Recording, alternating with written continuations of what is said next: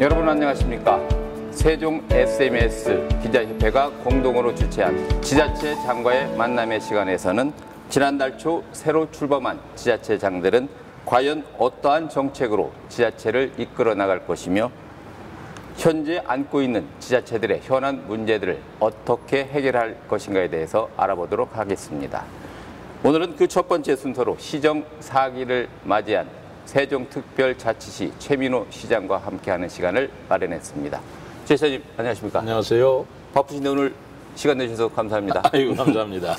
그 많은 정치 평론가들, 유권자들이 예상을 민주당이 할 것으로 했거든요. 그런데 그 아성을 뒤집고 이렇게 세종시장에 당선된 것을 먼저 축하를 드립니다. 고맙습니다. 먼저 시장께서 시민들께 한번 인사 한번 좀 부탁드리겠습니다. 안녕하세요, 세종시민 여러분. 제4대 세종특별자치시장 최민호입니다. 제가 취임한 지 이제 한 달 반이 지나 2달이 접어드는 것 같습니다.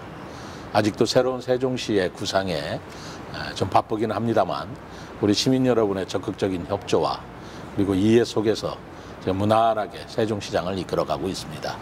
제가 애초에 약속했던 새로 변화된 미래 전략 수도 세종을 위해서 혼신을 다해서 노력할 것을 다시 한번 다짐드리면서 오늘 이 TV에서 시민 여러분께 다시 한번 인사드립니다. 반갑습니다. 아이고 말씀도 잘하십니다. 아이고 무슨 그 세종시가 이제 출범한 지 벌써 10년이 됐습니다. 그렇습니다. 예. 10년이면 그 강산도 변한다 하는 옛말이 있지 않습니까? 그렇다면 이제부터는 그 새로운 정책, 새로운 대안들을 마련해야 될 시기가 아닌가 이렇게 생각하거든요. 시장께서는 그 세종시에 앞으로 새롭게 펼쳐나갈 현안이나 이런 것들이 있다면 어떤 것들이 있는지 좀 요약해서 좀 말씀 좀 해주시겠습니까? 뭐 여러 가지 현안이 있겠습니다만은 우선 세종시가 그간 10년 동안은 행정수도 완성이라는 목표를 향해서 달려온 시기였다고 생각합니다. 그러나 10년이 지난 만큼 앞으로는 행정수도 완성을 뛰어넘어서 미래 전략의 중심 도시로서의 진짜 수도 기능을 하는 도시로 탈바꿈해야 된다, 진화해야 된다라고 생각하고 있습니다.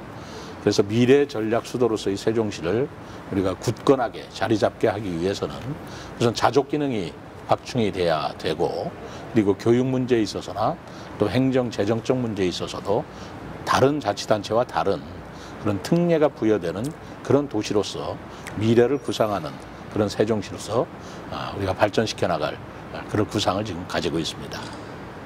예.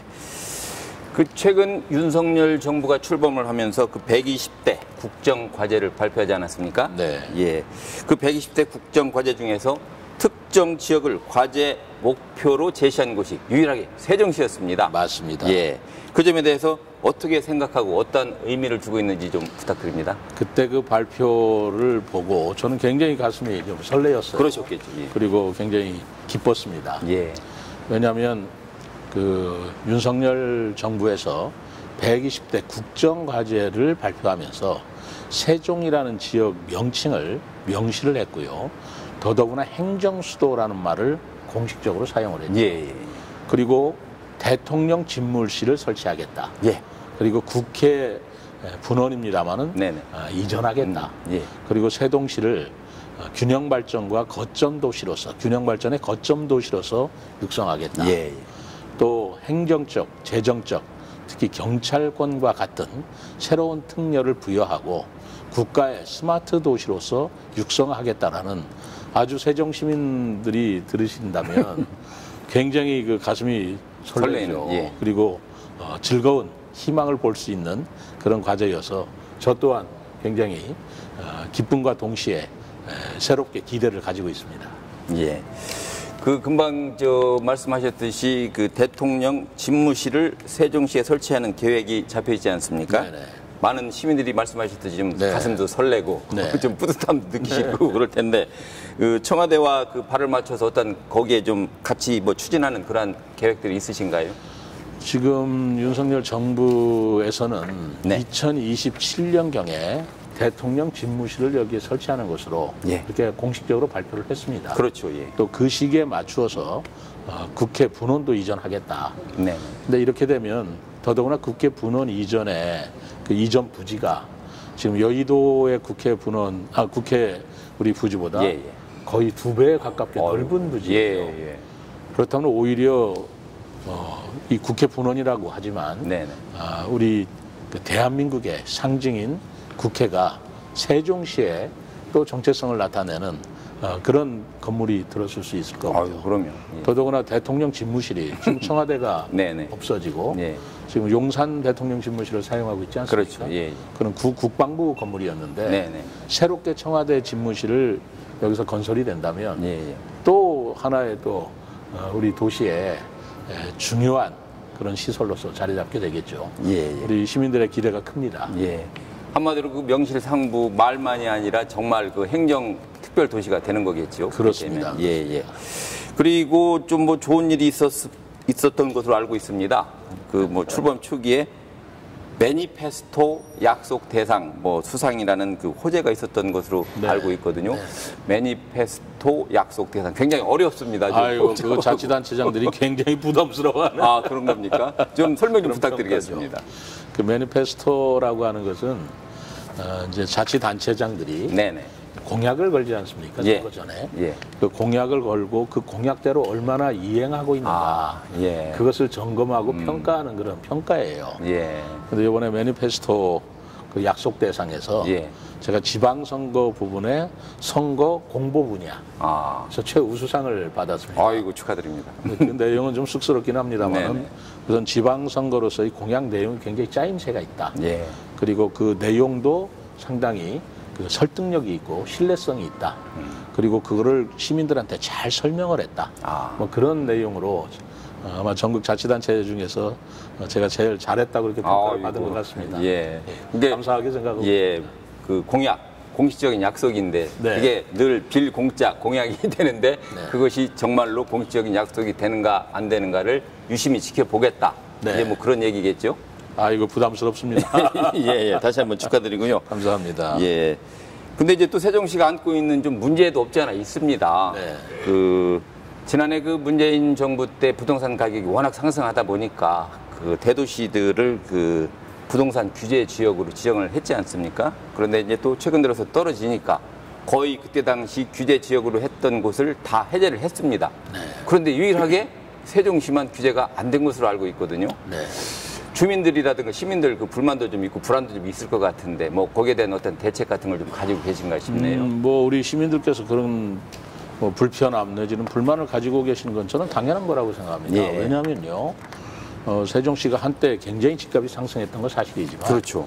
지금 현재 50여 주 이상 계속 하락하고 있어요. 예. 그래서 과거 2020년도에 상승한 분만큼 이제는 완전히 원상 회복됐고 그 이하로 좀 하락될 걱정들을 하고 있는 그런 상황입니다. 그렇죠. 예. 그런데도 아직까지도 투기 과열 지역이다, 투기 지역이다 해서 규제로 묶어놔 버리니까 이 거래가 활발하지를 못합니다. 그렇죠. 근데 그 거래가 활발하지 못한 이유 중에 다른 것들은 그 투기 규제 지역, 삼중 규제에 완화시킬 조건을 다 충족을 했는데 이 청약 경쟁률이 5대1 이상으로 높다라는 이유 때문에 이 규제가 완화되지 못하고 있는 것이에요. 뭐니 거기 그런데 왜 5대1 이상으로 여기가 청약 경쟁률이 높냐?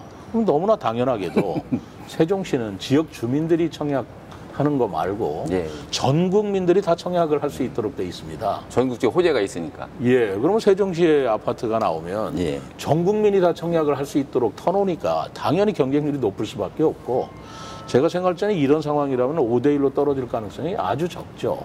그렇다면 이 삼중 규제에서 풀어날 길이 없는 건데 제가 국토부에 지난번에도 이 건의를 했고요.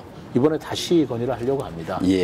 그래서 세종 시민들한테 청약 말하자면 비율을 지금 현재는 60%까지밖에 안 주고 있는데 그걸 80%까지 올려달라. 그리고 또한 삼중 규제도 좀 완화시켜달라고 지속적으로 좀 건의를 하고 있는 상태입니다. 얼마 전 뉴스를 보니까 뭐 하여튼 그 세종시의 그 공실률 전국 1위로 지금 나왔거든요. 거기에 대한 좀 뭐 대책도 좀 있어야 주민들이 좀 안심할 것 같은데. 제가 어제 8월 9일이죠. 이 부분에 대해서 발표를 했습니다. 상가 공실 문제가 굉장히 심각하고요. 어제 8월 10일 제가 이 상가 공실 해소 대책에 대해서 발표를 했습니다. 왜냐하면 지금 말씀하신 대로 이 상가 공실이 전국 평균의 약 1.5배로 높습니다. 그러다 보니까 우리 경제 활성화에도 지장이 많고요. 우리 소상공인들은 굉장히 어려움을 겪고 있죠. 그래서 이 상가 공실을 좀 해소하는 그런 대책으로 우선 세종시는 이 상가에 허용하는 업종이 그동안 규제를 많이 했었습니다. 그래서 이번에 그 기존의 상권하고 부딪히지 않는 범위 내에서는 상가 공실의 업종 허용을 대폭적으로 제가 완화를 시켰습니다.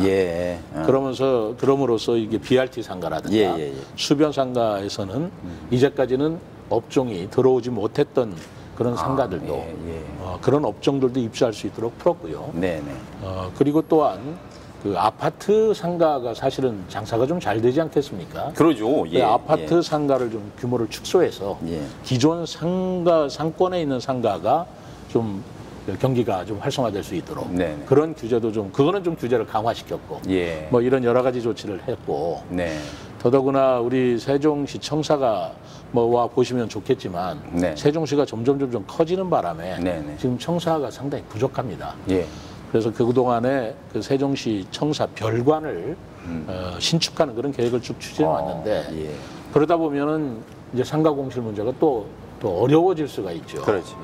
그래서 당분간은 이 세종시 청사의 불편함도 있고 우리 공무원들 좀 어려움이 있지만은 상가 공실을 차라리 우리가 임차에 쓰더라도 별관 신청을 추후 좀 적절한 시기까지는 연기를 하자.